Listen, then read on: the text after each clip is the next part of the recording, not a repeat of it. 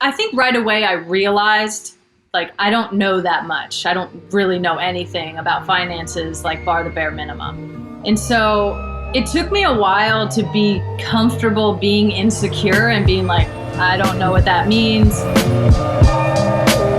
High school graduates, straight to the league. I ain't waiting for my knee to blow. Yesterday I was kneading this dough.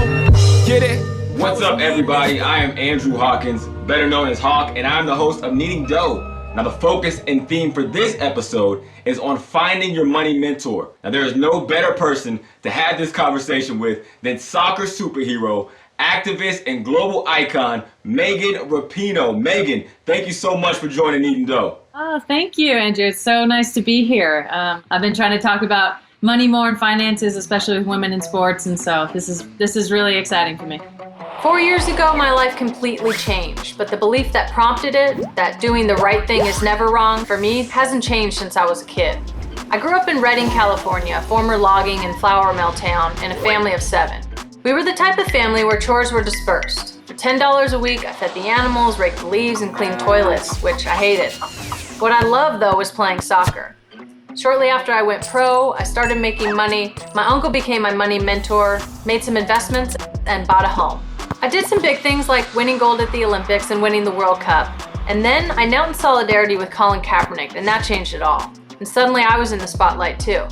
I made some people angry, but again, for me, doing the right thing is never wrong. There's a taboo around talking about money, but I had to start using my platform to make real change. Ones that hopefully will level the playing field to be more balanced in the future. How do you feel about like where you are as far as your knowledge on money and finances? I remember for me, it was like starting out, I was just worried about getting my credit right. Where do you feel like you fall in that spectrum, and how do you continue to press yourself to make sure you're learning more and more about your finances and making the right decisions? I think right away I realized, like, I don't know that much. I don't really know anything about finances, like, bar the bare minimum. And so it took me a while to be comfortable being insecure and being like, I don't know what that means. Can you explain that to me? And just constantly asking those questions. And I feel really, fortunate to have met my money mentor so early, but also be, around other athletes and in rooms with other people that know so much more. So I always try to pick their brain. It's just a constant learning process. I feel like I could never know enough. So just keep learning and constantly asking questions and not being embarrassed by the fact that I don't know that much and I'm willing and wanting to learn. Now, you grew up in Redding, California. So tell me a little bit about what it was like for you growing up there. I mean, to be honest, I feel like I had kind of a, sort of a picturesque, normal childhood.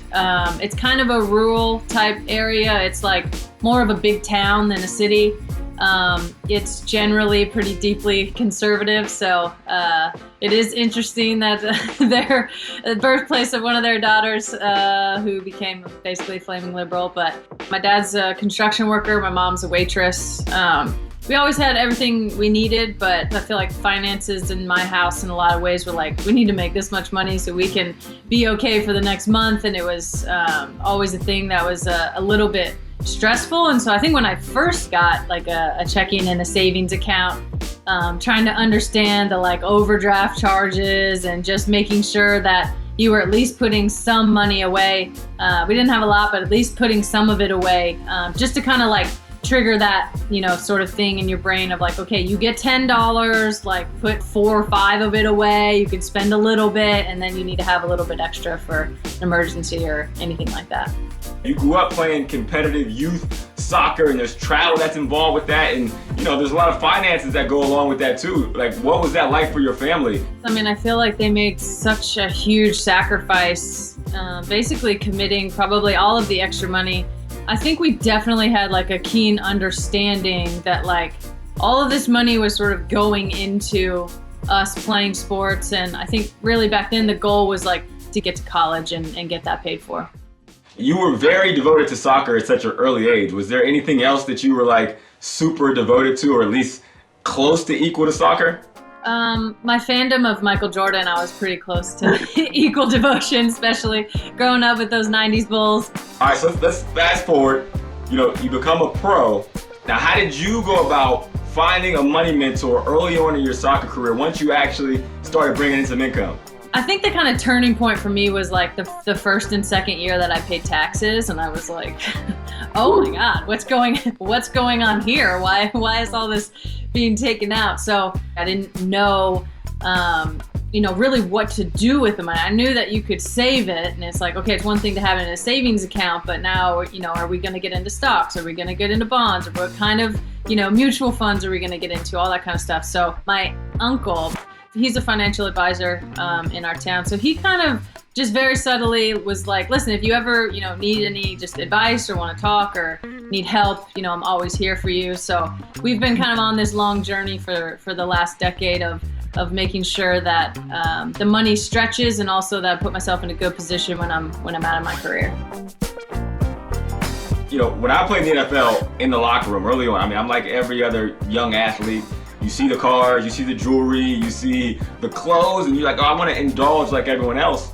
And I would kind of have the OGs pull me aside and say, like, hey man, you gotta pace yourself. Get used to having it first, because it spins a lot faster than it comes in. For you, did you have anybody in the locker room or, older teammates that mentored you when you were a young player about finances? Yeah, we definitely had a similar experience. I think on a little bit different scale. But I feel like our older players did a pretty good job of kind of explaining to us how it all works and how you make it last. And even if it's just kind of like this loose budget for yourself of if I do this, or, if I get a big bonus, maybe a little part of that is going to go to something nice. And I feel like I try to do that with my teammates, having them understand okay, you might be making a few $100,000 a year, $500,000 a year. It sounds like a lot. And in general terms, it is, but it can go quick if you, buy a home, or if you buy a house, or get a little loose on a shopping spree or something. That money could go quick. And then not to mention, obviously, bills and taxes and, all those kinds of things. I try to sort of explain to them, just take it slow, having them understand professional approach to things, whether it's your money or your craft or your training or games or whatever it is. I think it all kind of goes hand in hand, that sort of responsibility and thinking ahead and, using the resources that you have around you. Obviously now, our younger players, they have a lot of us older players to look up to, and players that, have been able to kind of go through their career and see the changes in money that we've made. And obviously we're making a lot more now, but that's also, some sort of tales of wisdom that we can pass down to them as well. You've adapted so well to the different versions of Megan Rapinoe. At what point did you realize that you went from being Megan Rapinoe, the soccer player, to Megan Rapinoe, the athlete, activist, superhero icon that everyone kind of looks up to? The most pivotal moment was, supporting Colin Kaepernick and Black Lives Matter and kneeling with Colin during that, fall of 2016, and being basically kind of put out to pasture and in the wind a little bit. And then just kind of understand, I'm just going to do my thing and play my game. And I feel like once I came back from that, because I feel like people were trying to push me out. And then once I was back from that, it just emboldened me so much more. That's amazing. Even in this fight against, social injustice, it's become, less of a polarizing topic and kind of more acceptable and almost an opportunity for a lot of people and entities and leagues. For you, do you think that women gotten their just due, and how important they've been in sports and speaking out against social injustice? No, of course not. we never get our just due, I don't think. The more we can lean into intersectional voices, whether that's women or queer Black people or Black people in general, I feel like those are the times we make the most progress. Where are the biggest gaps in pay disparity for women athletes and women's sports in general?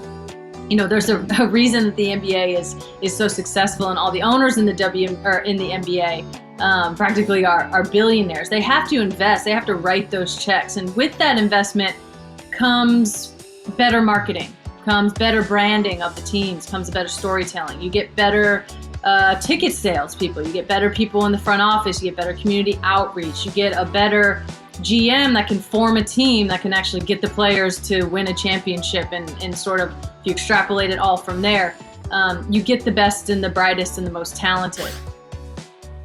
I think just for the average fan, of course, anytime they're on TV, you can watch. They have a League Pass app. Obviously, you can get the League Pass and watch the games. TV ratings are huge, so the more people that watch those are what the execs are going to pay attention to. If there's a team in your area, go to the games, be a season ticket holder, buy merch, even just like online, like talk about it more, tweet about it more. You talked about last summer and you engaged in a series of highly contentious tweets. I mean, that's one thing I don't think people think about, right? When you ascend to that level, you're more visible, the spotlight is on you, but it also increases fraud risk. Yeah, all of a sudden I started to get all of these like the two-step verification for everything. So just using a strong password, setting up two-step verification on everything, to be honest, from social media to my banks to, all that kind of stuff, email passwords. I just try to make sure that I'm up to date on everything and sort of paying attention and checking accounts. All right, so this is my last question for you, Megan. 20 years from now, where are you? What are you doing?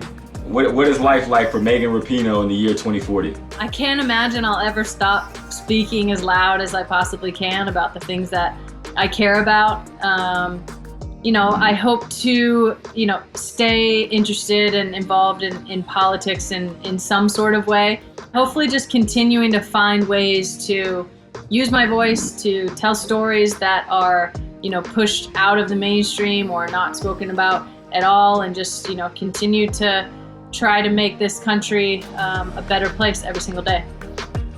I love that, Megan. I mean, you are an icon, you are a thought leader, and you are really kind of pushing the forefront of athletes of this generation. So I appreciate you for joining us here on Kneading Dough. And yeah, enjoy. Best of luck for the rest of the year. And you got my vote. I want you to know that. So whenever you make a decision, you need a campaign manager, holla at your boy. All right, sounds good. Good deal. Thank you.